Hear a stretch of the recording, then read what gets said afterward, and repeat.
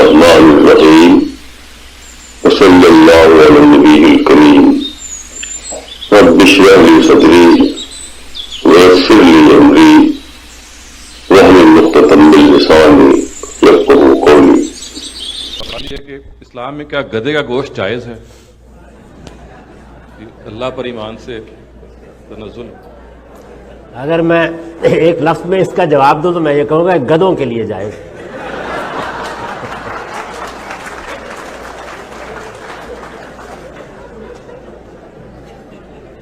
یہ جو گوشت ہے یہ آپ کسی لیبارٹری یا کسی معمل میں نہیں بناتے، یہ جانوروں کو مار کر حاصل کیا جاتا ہے۔ اور جانوروں کی دنیا بھر میں جو قسمیں ہیں، بہت سی قسمیں ہیں، ان میں دو بہت نمایاں ہیں۔ ایک وہ ہے جس کو آپ چرندے کہتے ہیں، یعنی وہ جانور جو کچھ ملائمت کا مزاج رکھتے ہیں، عام طور پر گھاس پھوس چرتے ہیں اور اسی پر زندگی بسر کرتے ہیں، جیسے بھیڑ ہے، بکری ہے، جیسے اور اس طرح کے جانور ہیں۔ ایک وہ جانور ہیں جن کو آپ درندے کہتے ہیں، بیس، جو پھاڑتے ہیں چیزوں کو، شکار کرتے ہیں اور دوسرے جانوروں کو پھاڑ کر کھا جاتے ہیں۔ تو ایک بڑی تقسیم ہے درندے اور چرندے۔ اس کے بعد ان کے درمیان میں کچھ جانور ہیں، یعنی یہ ہمیشہ ہوتا ہے کہ چیزیں بلیک اینڈ وائٹ میں نہیں ہوتی، سیاہ اور سفید میں نہیں ہوتی، نظریات بھی نہیں ہوتے اور اشیاء بھی نہیں ہوتی۔ تو ایک بڑی تقسیم ہے درندوں کی اور چرندوں کی۔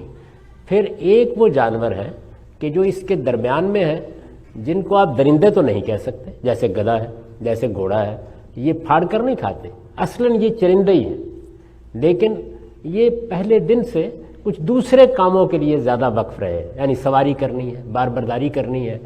تو جہاں تک چرندوں کا تعلق ہے، یعنی جن کی بڑی قسمیں وہی ہیں، بھیڑ ہے، بکری ہے، وہ ہے، ان کو عربی زبان میں بہیمۃ الانعام کہتے ہیں، یعنی مواشی کی قسم کے چوپائے۔ یہ تمام جانور بالکل حلال ہیں۔ درندے بالکل حرام ہیں، یعنی جتنی بھی حرمتیں ہیں وہ درندوں کے بارے میں ہیں۔ یہ قرآن مجید نے دو بالکل کیٹیگریز کو ایکسٹریم پر بیان کر دیا۔ تمام چرندے حلال ہیں، تمام درندے حرام ہیں۔ ان کے درمیان میں جو جانور ہیں، ان کے بارے میں آپ اپنے ماحول، اپنے حالات، آپ کس ملک میں رہتے ہیں، ان کے لحاظ سے کچھ فیصلے کرتے ہیں۔ آپ دیکھیں بہت سے ملک ایسے ہیں کہ جن میں لوگ بہت اطمینان سے گھوڑے کا گوشت کھاتے ہیں، شاید میں آپ مانوس نہیں ہیں اس سے۔ تو یہ درمیان کے جانوروں کے بارے میں ہمیشہ اختلاف رہتا ہے۔ گدھا انہی میں سے ہے، اس لیے میں نے عرض کیا کہ ہر آدمی اپنے لحاظ سے اس کا انتخاب کر سکتا ہے۔